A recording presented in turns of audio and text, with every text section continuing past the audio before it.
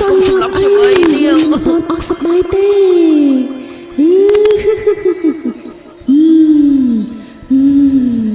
ងាប់យូរទៅអើយកុំធ្វើអញ្ចឹងអីលោកកុំអីខ្ញុំនៅឲ្យទៅស្ងៀមទៅខ្ញុំនឹងនាំអ្នកនាងដាំបាយណា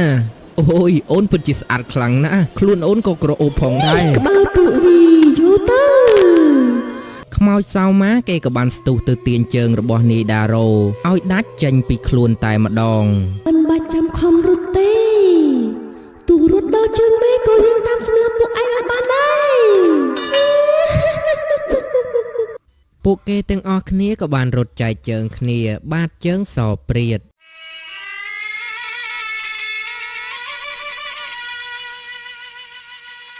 សូមជូនរឿង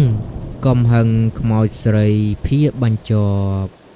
អ្នកទាំងអស់គ្នាបន្ទាប់ពីត្រូវខ្មោចសៅម៉ាលួងក៏បាននាំគ្នារត់ចែកផ្លូវគ្នាម្នាក់ទៅលិចនិងម្នាក់ទៀតទៅកើតស្របនឹងពេលនឹងដែរក៏មានភ្លៀងធ្លាក់មកយ៉ាងខ្លាំងបណ្ដាលឲ្យពួកគេវង្វេងគ្នាពេញព្រៃ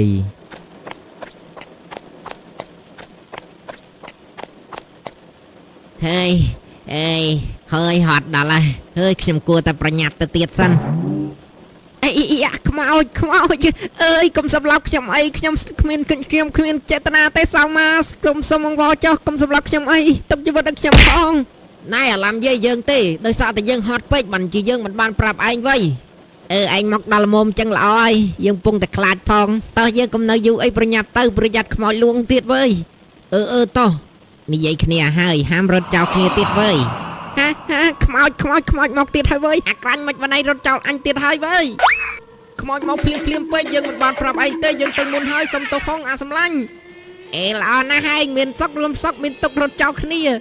នាងខ្មោចដោះលែងយើងទៅពួកខ្ញុំគ្មានចិត្តថាសម្លាប់នាងទេនាងគឺជាអ្នកសម្លាប់ខ្លួនឯងទេហេតុអ្វីបាននាងនៅតែមកតាមសងសឹកយើងបែបនេះ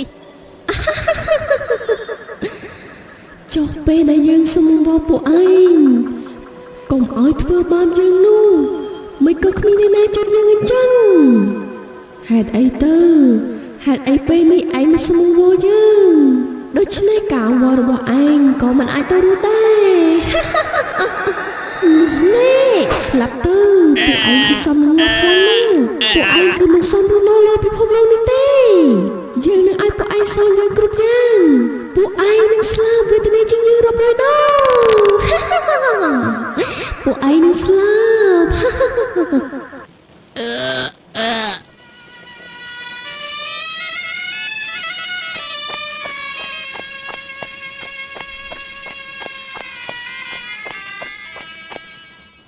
ហើយហត់ណាស់អាមេឃនេះក៏ភ្លៀងទៀតវៃរត់ឡើងចង់ដាច់ជើងទៅហើយបើខ្មោចមកតន់ទៀតចម្លែកពេកហើយមិនដឹងជាអាឡាំយាយយ៉ាងម៉េចយ៉ាងម៉ាហើយទេនេះឲ្យយើងសុំទោសផងអាពួកម៉ាដោយសារតែគ្នាភ័យពេករត់មិនបានហៅឯងនៅពេលនឹងដែរនេះក្រាញ់គេក៏បានងាកក្រោយក៏ស្រាប់តែអាឡាំយាយឯងមិនអីទេមិនទេមិនក៏ឯងរត់លឿនម្លេះមិនក៏ឯងមិនស្ដីរកយើងអញ្ចឹងក្បាលខ្មោចនេះក្បាលមកឯងយកទៅបន្តិចទៀតសភាពរបស់ឯងគឺដូចជាវាអញ្ចឹងកុំសម្លាប់ខ្ញុំអីខ្ញុំសុំអង្វរយើងគឺមិនសម្លាប់ឯងភ្លាមនោះទេតែយើងនឹងធ្វើទារុណកម្មឯងមួយដងបន្តិចរហូតដល់ឯងស្លាប់ឲ្យឯងស្លាប់ភ្លាមវាគឺមិនសមជាមួយទង្វើអាក្រក់របស់ឯងនោះទេឯងគឺសមនឹងទទួលបែបនេះនេះ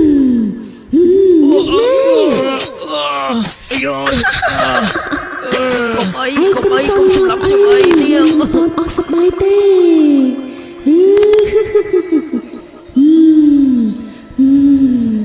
ងាប់យូរទៅអាឈាមថោអូយដល់លេងខ្ញុំទៅខ្ញុំជឿណាអូយកុំសម្លាប់ខ្ញុំអីនាង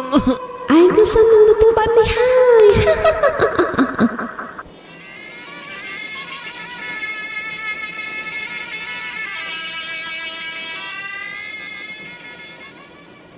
ចំណែកឯនាយដារ៉ូឯនេះវិញគេក៏បានរត់មកដល់ចំការចេកមួយកន្លែងដែលនៅមិនឆ្ងាយពីកន្លែងសៅម៉ាស្លាប់ប៉ុន្មាននោះទេ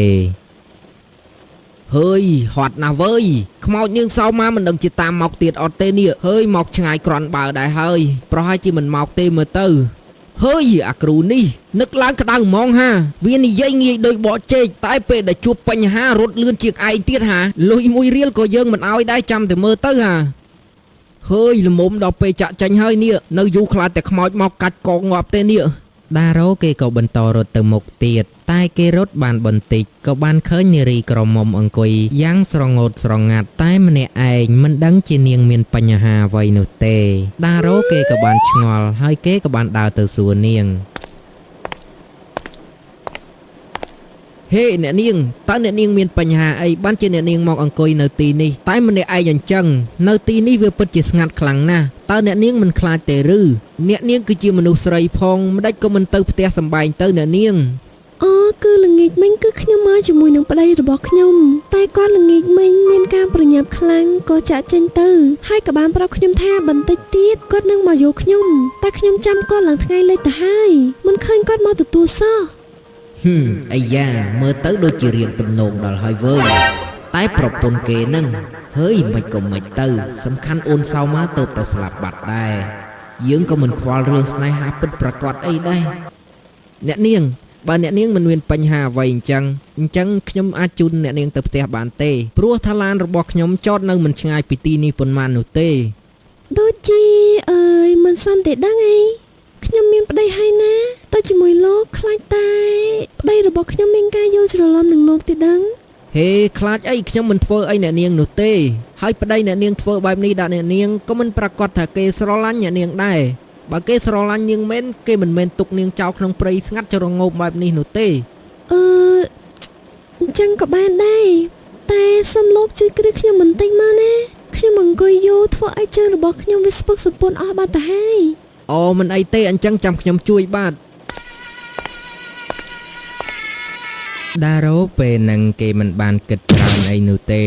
គេក៏បានដើរចូលទៅជួយនាងតែពេលហ្នឹងដោយសារតែភ្លៀងធ្លាក់មកខ្លាំងពេកធ្វើឲ្យពួកគេរអិលជើងដួលលើគ្នាតែម្ដងអាយ៉ាអូយខ្ញុំសុំទោសផងអ្នកនាងមកពីរអិលពេកតើអ្នកនាងមិនអីទេអីដែលអ្នកនាងខ្ញុំមើលទៅអ្នកនាងពិតជាស្អាតខ្លាំងណាស់ខ្ញុំទ្រាំមិនបានទេអ្នកនាងឲ្យខ្ញុំសុំទោសផងដារ៉ូដោយសារតែគេទប់ចិត្តនឹងខ្លួនឯងមិនបានគេក៏បានចាប់ផ្ដើមមានអីជាមួយនឹងនាងទាំងដែលមិនដែលស្គាល់គ្នាពីមុនមកនោះអូយកុំធ្វើអញ្ចឹងអីលោកកុំអីខ្ញុំនៅឲ្យទៅស្ងៀមទៅខ្ញុំនឹងនាំអ្នកនាងដាំបាយណាអូយអូនពិតជាស្អាតខ្លាំងណាស់ខ្លួនអូនក៏ក្រអូបផងដែរអូយកុំធ្វើអញ្ចឹងអីវាមិនសមនោះទេនៅឲ្យស្ងៀមអូននៅឲ្យស្ងៀមខ្ញុំស្វាំងភ្នែកទៅដឹងហាមិនស្វាំងភ្នែកទេខ្មោចពិតជាខ្មោចពិតមែនមិនបានទៅជាខ្មោចអញ្ចឹងពិតជាអូនសៅម៉ាពិតមែនសៅម៉ាកុំធ្វើបាបបងអីបងសុំបង្ហោចុះអូនបងខុសហើយអូនដល់លេខបងទៅបងមិនចង់ស្លាប់នោះទេចង់ឲ្យយើងដល់លេងគឺបានតាអញ្ចឹងឯងធ្វើបែបនោះជាមួយនឹងយើងម្ដងទៀតទៅក្រែងថាឯងគឺស្រឡាញ់យើងណាស់ឯងក៏មិនព្រមធ្វើទៅនេះគឺជាអ្វីដែលឯងចង់បានមែនទេបើសិនជាឯងធ្វើខ្ញុំអាចនឹងពិចារណាទុកជីវិតឲ្យឯងបានមិនកាក់ទេមិននឹងអាចធ្វើបែបហ្នឹងទៅអូនជាខ្មោចណាអញ្ចឹងឯងគឺចាំស្លាប់ទៅអាណារ៉ូកុំអីបងព្រមក៏បានដែរបងព្រមហើយអញ្ចឹងគឺទៅល្អចាប់ផ្ដើមមកកុំអេះអន់អីចាប់ផ្ដើមមកកុំអេះអន់អីលឿនមកឯងស្រឡាញ់យើងណាស់មែនទេគ្រាន់តែធ្វើបែបនេះឯងប្រកាសជាធ្វើបានដារ៉ូគេក៏បានអោនទៅថើបខ្មោចនាងសៅម៉ាតែដោយសារតែក្លិនស្អុយប្រៀបបានដូចជាសាកសពធ្វើឲ្យនាយដារ៉ូគេក្អួតចង្អោរភ្លាមតែម្ដងអូយស្អុយណាស់ហើយមានដង្កូវនឹងដំបៅទៀតហើយយើងសុកចិត្តស្លាប់ល្អជាងវើយឯងគិតថាយើងនឹងដល់លេងឯងដេកចាំទៅយើងស្អប់ឯងដល់ឆ្អឹងយើងរំចាំតែថ្ងៃ ថ្ងៃដែលយើងអាចសម្លាប់ឯងបានហើយថ្ងៃនេះក៏ជាឱកាសរបស់យើងហើយយើងមិននឹងអាចឲ្យរំលងបានទៅយើងនឹងសម្លាប់ឯងនេះជ្រៅទៅឯងនេះគឺសុំនឹងស្លាប់ចង្រៃងប់ទៅអូយដៃរបស់យើងអូយឈឺណាស់សៅម៉ាសុំអង្វរចោលកុំសម្លាប់បងអីអូនមិនក៏ពួកឯងទាំងអស់គ្នាឲ្យតែពេលជិតស្លាប់តែងតែអង្វរជីវិតអញចឹងវាគឺដូចគ្នាជាមួយនឹងកញ្ចេះរបស់ឯងនឹងពេលនោះណាហាអាឡំយេអាក្រាញ់ឯងស្លាប់បាត់ហើយមិនអាចមានរឿងអញ្ចឹងកើតឡើងទេមិនជឿមែនទេនេះក្បាលពួកវាយោទៅបន្តិចទៀតឯងក៏មានសភាពដូចជាពួកវាអញ្ចឹងដែរអាឡំយេអាក្រាញ់ហេតុអីបានជាឯងស្លាប់ចោលយើងបែបនេះវើយខ្មោចសៅម៉ាគេក៏បានស្ទុះទៅទាញជើងរបស់នាយដារ៉ូឲ្យដាច់ចេញពីខ្លួនតែម្ដងអូយជើងខ្ញុំកុំសម្លាប់ខ្ញុំអីឲ្យខ្ញុំធ្វើអីខ្ញុំក៏ព្រមដែរទុកជីវិតឲ្យខ្ញុំផងអូយដៃខ្ញុំអត់ទេកុំអីកុំគឺថាយើងដល់លេងឯងមែនទេចាំយើងទៅទាញជើងរបស់ឯងមួយទៀតគឺជាកិច្ចបង្ហាញបនរបស់ឯងណាអាដារ៉ូសៅម៉ាកុំអីអូនសៅម៉ាកុំអីកូនសៅម៉ាកុំធ្វើបែបនឹងអីកូនណែកូនសៅម៉ាកុំធ្វើបាបគេទៀតអីណាកូនឈប់ទៅកូនឲ្យប៉ាសុំទៅចុះណាកូនអ្នកទាំងអស់គ្នាមកទីនេះដើម្បីអ្វី